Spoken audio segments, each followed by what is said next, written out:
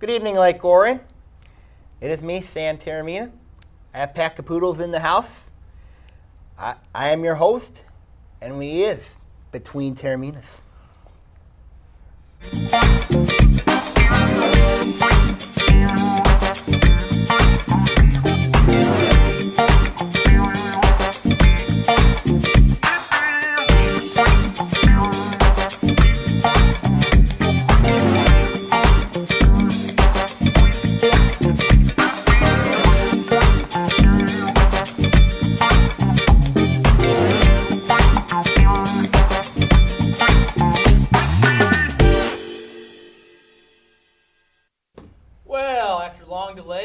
We're back, and we brought Mr. Pat Caputo with us. And Pat, thank you very much for joining us. Well, it's good to be here. Yeah, yeah. You know, nothing like community you live in, cable access, or whatever you want to call it. Yeah. Mm-hmm. This and is I finally found some co-hosts here. Nothing, you know. Ian, you're a little different, but I relate to these guys. You are aware that he hasn't been on the show for a few weeks. So. Hey, I can hit happy hour now. That's fine. Now you're Step right out. Well, hey, listen.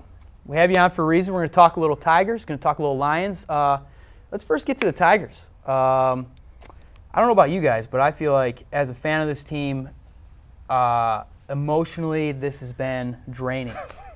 And here we have 15 of the next 18 at home. A lot of Central Division opponents coming up. Guys, what's the key here? Well, the key for the Tigers is basically you got to win. You got to keep hold serve. You know what I mean? Got to hold serve at home. You know, you're 2.5 back of the Sox. I mean, like, if you look at it here, I think the Tigers can do some damage these next 15, 18 games. You know?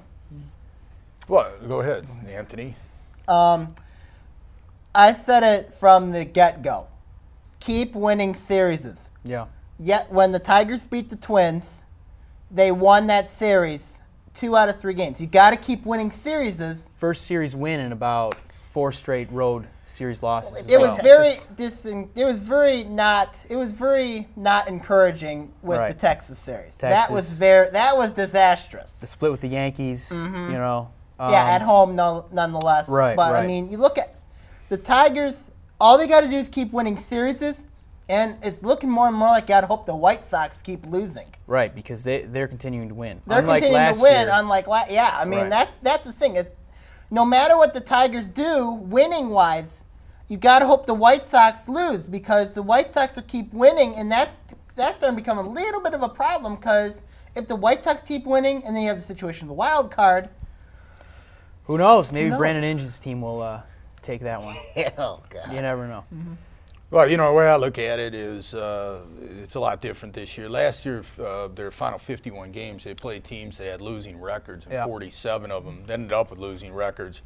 And the White Sox are better than the Indians were last year. Yeah. They've added 3 players, veteran players, you know, and Youkilis, and you know, they got another starting pitcher. They got Liriano, and they got a reliever, Brett Myers. So, and their bullpen was young, and they just got a better team than what Cleveland did. And the Tigers, I thought, did okay. They split with New York, and they won a game in Texas. They didn't get swept, and then they ended up winning 2 out of 3 in Minnesota. So they're keeping pace. So instead of like a 15-game blowout this year, I think it's going to kind of go down to the wire. Absolutely. And, you know, getting a wild card thing would not be good this year. You don't want to be the 4th seed because you got a one-game thing. It doesn't allow you to set it up. But I like what I've seen from Scherzer lately. Fister has returned to form and getting better, and Verlander. So if they get into a series and they win the division with those 3 guys starting, I like their chance. Well, I also look at Chicago, Pat. You know what I mean? Because Chicago's still got to play New York. They got to play Tampa. You know, and they got to play Baltimore. I think that, you know, a lot of people say Tigers, I know they got to play the Angels 6 more times. I mean, like, but I think Chicago's got a much tougher schedule down the stretch than the Tigers do because they have to play the Yankees and the Rays. I mean, like, it's not going to be an easy stretch for them. Didn't King Felix no-hit the Rays? Yeah. Perfect game. That would be a perfect game, yes. I think one of the Taorminas are going to no-hit the Rays later. Everybody throws a no-hitter against those. Everybody's 4 of them against Tampa ever since 2009. Last 3 years. But going back to the home field advantage thing, I think the Tigers, the thing they've done, I guess, the past couple months is they've really reestablished home field advantage. And I guess I look for that as a key in these next 15 to 18 games. And then their sole road trip is to Kansas City, where Kansas City can't win a ball game in their own park. So that just tells me something. I'm a little scared because they play Chicago this series. But anyway, with the Tigers, as you're pointing, I think that they have to hold serve in this series. If they can hold serve, maybe catch some ground in Chicago. Then, we're gonna have a race all year long. Because Baltimore's definitely playing for something as well. Yes. Unlike last year, they weren't playing for anything. They're the surprise team in the American League, no doubt about it. Above the Athletics? Above Oakland. Really? You think Baltimore is surprising you even over Oakland? Well, they're playing the Vaughn today. At least you got the Yankees, you got Tampa, you got Boston. Of course, I call Boston now chicken and beer now. Basically, the Orioles, their pitching's on. You know what I mean? They're one of the, a lot of people don't know how Baltimore's getting it done. You know. Yeah, well, sometimes it is surprising how they got it done, but they do have a great player in Jones. Jones, their pitching, Markakis. Their bullpen seems to be pretty deep, and those are two factors. And there's been a little bit of a drop off. The Blue Jays aren't as good as what you expected. So when you look at their Tampa's not as good as people expected. Got off to a good start. He's got Longoria back. Yeah. It's pitching in Longoria is Tampa. One of the reasons Baltimore, I think, has been able to do that, you talk about Tampa, they haven't had Longoria for a long time. Right. They had a lot of players that were, Matt Joyce was out. So Baltimore has been able to take advantage of that. It wouldn't surprise me if they faded. Wouldn't surprise me if Oakland faded. Once they start playing different teams. So what about the Angels? You know what I mean? Well, when are they going to get hot? Losing streak. They were. Yeah. That's a big surprise to me. Yeah, the Angels. When are they going to get hot? That lineup. Yeah. Even their they got a rotation. great pitching staff. Yeah. One of the problems with the Angels, though, I don't like their bullpen. That's true. No, that's true. So I don't like Chicago's either. You know what I mean? And they got a lot of rookies, even the Myers deal. But I still think that What about the Tigers bullpen? They've been like, it's not exactly a strength here lately. Coke and Benoit. I mean. I know Anthony was really happy they brought back Luke Picone, weren't you? Were you guys banging that Luke Picone drum? No, I'm not. Oh, God. That is crazy. Fans here, huh? All right, Picone. Getting back to the Tigers, you mentioned the big three of pitching, the starting rotation. Who offensively is going to be the key here in the next 46 games or whatever it is? I think if you look at outside from Cabrera and Fielder and Jackson, I might go and either say Peralta or Bosch. Okay. Those are the two that have been at times producing. You've seen flashes. I've seen flashes from them. They need production from Peralta and Bosch. And then one guy too, how about Avila?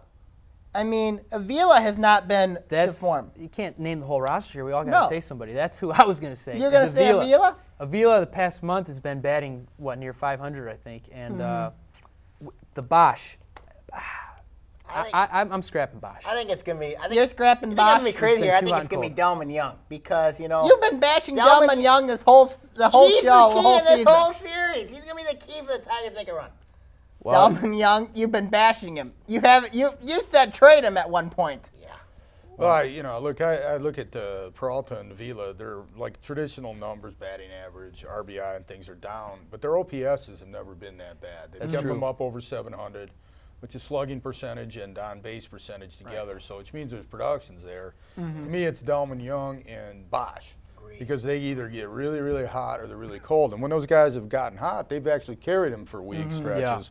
And when they've been cold, they've been disasters. So, and they haven't been able to get their OPS up over 600 or their on-base percentage up above 300. Right. And that's a problem. That's why I can't really seem to count on Bosch because we need some consistency here over the next month and a half or whatever it is. So. But the Tigers need someone else other than Jackson, Cabrera, or Fielder. If they're going to make a run, they need one of those guys. If we were talking a week ago, Brennan Bosch would be getting everybody's praise. Right. That's the problem with him. He hit a home run off Sale. That was huge. Won a game for him. He had 2 doubles off CJ. These are left-handed guys that are premier pitchers. He went through a streak where his OPS, I talked about earlier, for a month period or more, was well over 800.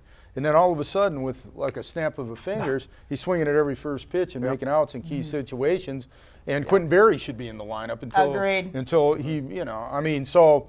Brendan Bosch, I think, is key. And Delman Young, the first pitch thing, he had 4 home runs in 4 games. He got to stop. So there's an inconsistency problem. Back with Quentin Berry, you mentioned that he should be playing. The Tigers need some more speed other than Jackson.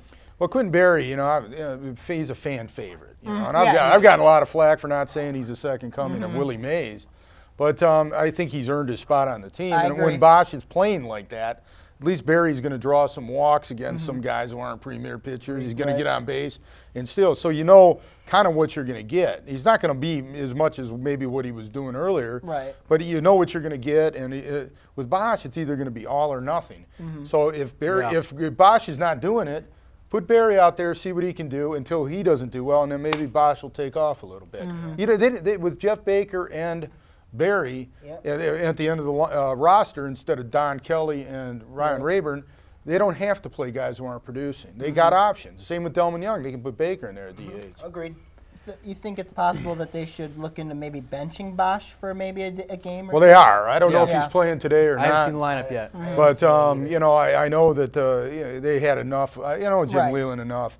That he knows to get to where he wants to go, it has to be Bosch instead of Berry. Right. But he also knows that he can't just put somebody out there that's going to swing at the first pitch and, I mean, no matter what, and get himself out. And Quentin Berry, one thing about him, if the pitcher doesn't throw real hard, he has a good eye at the plate, and he'll get a walk. And he's not going to get himself out. Right. So I think that's the difference between the two. Speaking of getting yourself out, we're out of time for the first segment. We're going to come back, talk about a little state of the Lions. So let's put our Lions caps on next, here on Between Taorminas. On ONTV. Prescription drug abuse is a national epidemic. The new in way to obtain drugs is through parents' or grandparents' medicine chest. Removing prescriptions from your cabinet is the best way to keep drugs out of the hands of our young people. We've got to work together to protect our teens, our seniors, and our environment. Clean out your medicine cabinet today. Please participate in Operation Medicine Cabinet and drop off your unwanted or expired prescriptions at one of our law enforcement drop-off sites in Oakland County. We can't ignore this situation anymore. We want a Habitat home. I love working on my Habitat home. Soy dueño de una casa de Habitat. My neighbor is a Habitat homeowner. Being a Habitat homeowner has changed our lives. My mortgage payment for Habitat is less than what I paid for rent. Habitat for Humanity of Oakland County currently has homes available with mortgage payments lower than most rent payments. If you or someone you know needs decent and affordable housing, call 248-338-1843 or visit our website at habitatoakland.org.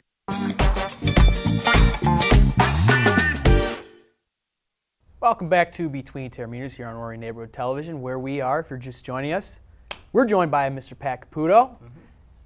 And that was good Tiger talk, guys. Yes. I think we hashed out a lot of the problems, got to the solutions.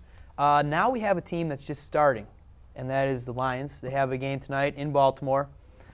Nationally televised preseason game. Should be exciting. The starters are playing about 3 series tonight. I don't really take too much stock. I probably won't even watch the game tonight, to be honest. I'm going to watch the Tigers. But coming out of camp, there's been 2 things.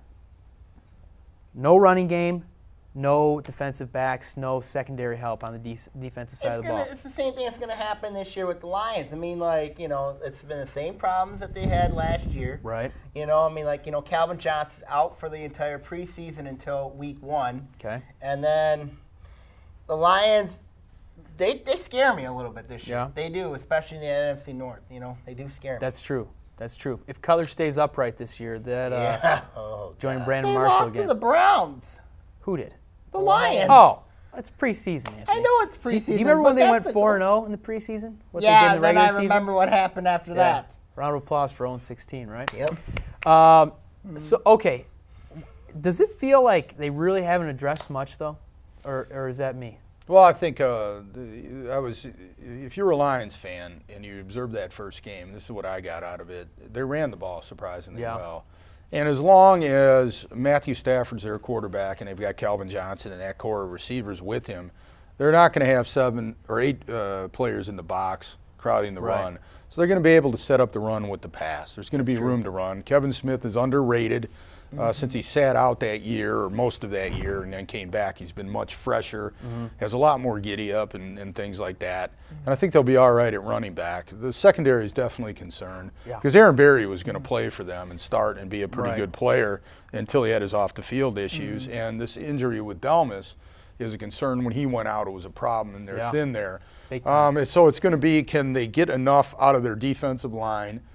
With a pass rush and some of the games they're playing, their linebacking course is getting better to make up for what they don't have in the back part. And can somebody like Spivey get better? And how good is Bill Bentley? I was impressed with him in the first game, but evidently Schwartz wasn't because I think Lacey's going to start tonight. But that might be a message. You know, they're not going to, if a rookie is not expected a lot, they wouldn't say some things that were playing the Ravens tonight. Baltimore's going to have one of the best defense. They have one of the best defenses in the league, even though that consistent defense. Even though that one of their best backers is out. I mean, like for the season. Well, Sammy, if you go to some of our fine places where they got soft serve ice cream, you know what defense they're going to be playing in Baltimore? Vanilla. So the Ravens are just going to be lining up there. You're not going to see any games, anything. So it's going to be really difficult to tell. You think Ray Lewis is out there? He's not going to be doing his dance and everything tonight. It's not like if they were playing the Lions in the Super Bowl. So it's hard to tell. Preseason football is preseason football.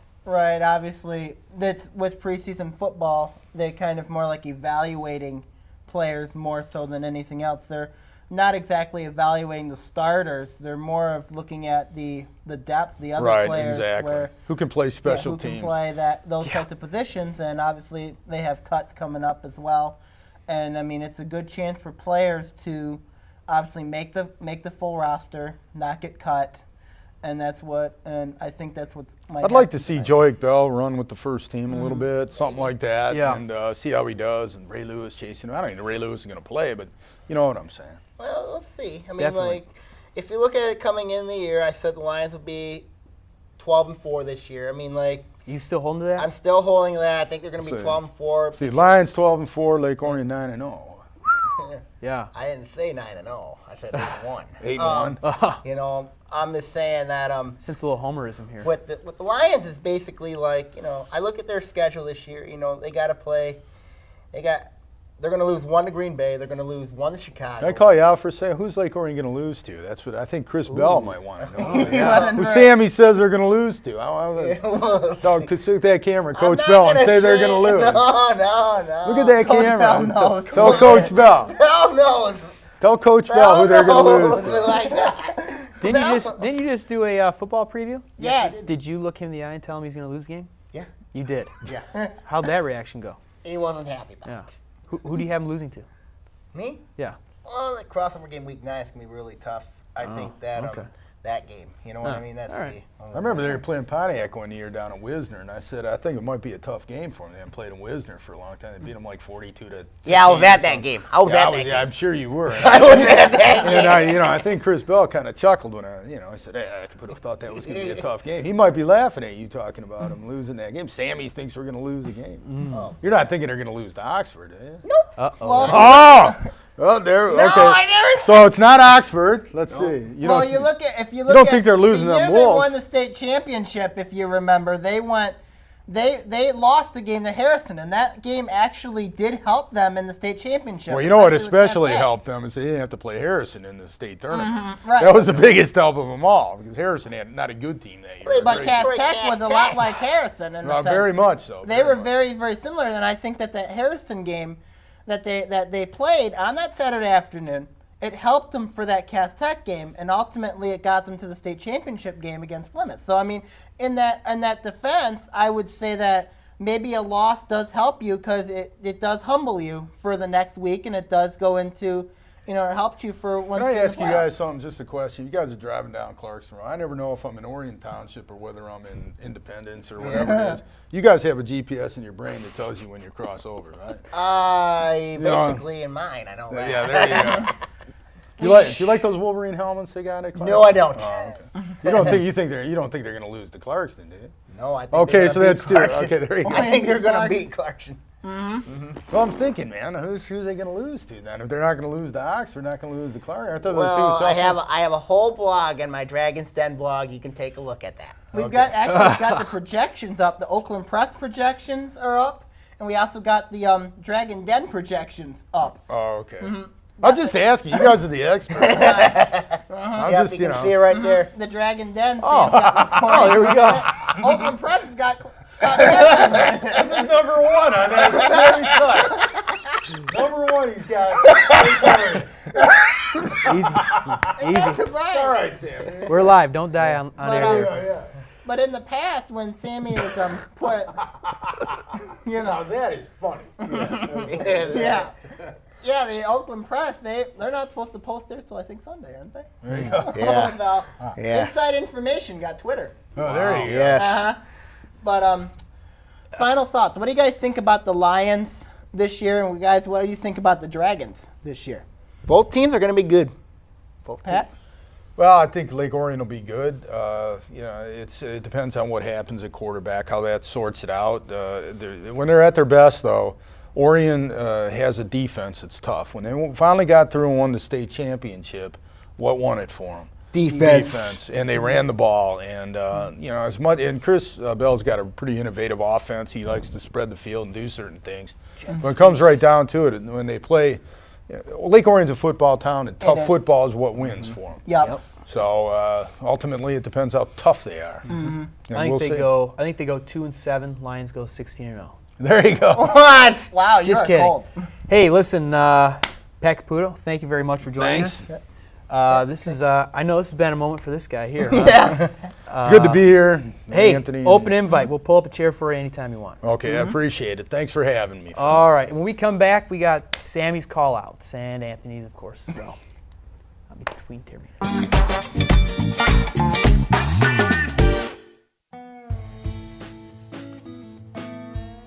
Orion Township presents Barn Days on Saturday, September 8th from 11 a.m. to 5 p.m. Gather up the family and bring them down to Friendship Park to enjoy games, a petting farm, pony rides, food, and fun. Pick up some farm fresh produce at the farmer's market or take part in the Chamber Chili Challenge. Hop on board a hayride, but keep your head low because you just might encounter some Yankees and Rebels who don't realize the Civil War is over. Mark it down on your calendar, Barn Days, Saturday, September 8th, from 11 a.m. to 5 p.m. at Friendship Park. Cost is only $5 per car. For more information, contact Orion Township Community Programs by calling 248-391-0304, extension 305, or visit www.oriontownship.org. We want a Habitat home? I love working on my Habitat home. Soy dueño de una casa de Habitat. My neighbor is a Habitat homeowner. Being a Habitat homeowner has changed our lives. My mortgage payment for Habitat is less than what I paid for rent. Habitat for Humanity of Oakland County currently has homes available with mortgage payments lower than most rent payments. If you or someone you know needs decent and affordable housing, call 248-338-1843 or visit our website at habitatoakland.org. Prescription drug abuse is a national epidemic. The new in way to obtain drugs is through parents' or grandparents' medicine chests. Removing prescriptions from your cabinet is the best way to keep drugs out of the hands of our young people. We've got to work together to protect our teens, our seniors, and our environment. Clean out your medicine cabinet today. Please participate in Operation Medicine Cabinet and drop off your unwanted or expired prescriptions at one of our law enforcement drop-off sites in Oakland County. We can't ignore this situation anymore.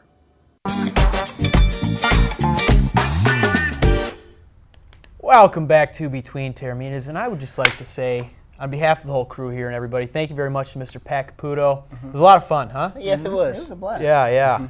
Well, hey, there's still room for somebody else to join in if they want. All right, so hey, real quick, we don't have a lot of time left, but I understand there's some call-outs to be done.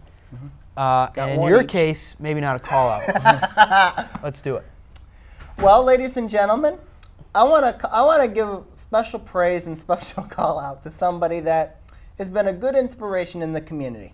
Very good role model for the community. Also, a lot of young people look up to him. A lot of adults respect him. Incredible story. people talk about the stories with autism and Asperger's syndrome also being around Lake Orion sports and around Oakland sports. That person I'm going to ask, myself, me, Anthony Taormina, me. We've hit a new low on this show. Yeah, we eventually have. We hit a high and a low all in one day. What a praise. What a praise. What a great guy. You are not a good guy. You're done. Okay. The guy I'm going to call out this week, I have one of them, okay? It'll be one of my most happy hour. It's two sports writers from one is from NorthOaklandSports.com and the other one is from the Oakland Press. Pat Caputo worked The first one I'm going to call it the combination of Dan Stickrat and Keith Dunlap. The reason why I'm saying this is because, let's see. First with Keith Dunlap. You pick Clarkston to win the OAA Red this year. You know, I have a stat line for you here. The last 4 games. Sure, Zach Collins was hurt, but you allowed 130 points, which is average is 32.5 points per game. That's what Clarkson, and how's Clarkson's defense going to be this year? Well, if you think they're going to be good, I don't know if they're going to be good or not, but, But Keith, I can't believe that you would pick Clarkson over Lake Orion. That to me is a slap in the face. And Dan Stickrat, of course, I haven't read your previous show yet, but Stan, please pick Lake Orion to be first, please. I think Lake Orion's going to be a good enough team this year They're going to be a good enough team this year. They're going to be a team to watch this year. Just trust me. Trust me. Trust me. All right. Well, I love the call out of myself. Yeah, I'm sure you did. I mean, people should look up to me. I'm a good role model for kids. Well, that's debatable. Maybe one day we'll debate that as a topic. Yeah. We'll get a little pros and cons, and we'll go at it. You guys really don't think I'm a good role model? No. Jury's still out on that one. Yeah, jury's still out. All right. Well, hey, anything else you guys want to add in there? Throw something out to the people real quick while we got a minute. Special thanks to Pat Caputo coming out here. Absolutely. Mm-hmm. I wish everyone in the Lake Orion community could see your reaction when he walked into the studio. Oh, goodness. Yeah, that reaction was priceless. I thought we were going to have to get a shovel and scrape it off the floor. Yeah, I really did too. All right, Anthony, you got any words of wisdom here for the end? Well, Lake Orion, have fun on Friday. I encourage you guys to watch the Lake Orion football preview show Monday, August 20th, 10 a.m. on ONTV. All right. Beautiful. Good night, Lake Orion.